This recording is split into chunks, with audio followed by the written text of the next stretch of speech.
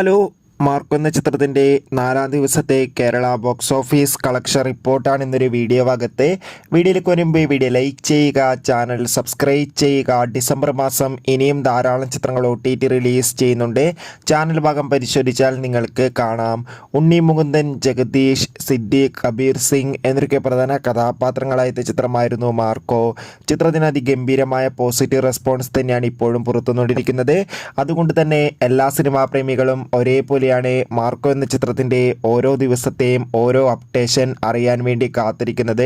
Finally ചിത്രത്തിൻ്റെ 4-ാം ദിവസത്തെ Kerala collection റിപ്പോർട്ടൊക്കെ പുറത്തുവന്നിരിക്കുകയാണ്. ചിത്രത്തിന് ഇന്ന് 4-ാം ദിവസവും മികച്ചൊരു ബുക്കിംഗ് തന്നെയാണ് കേരളത്തിലെ എല്ലാ തിയേറ്ററുകളിലും നടക്കുന്നത്.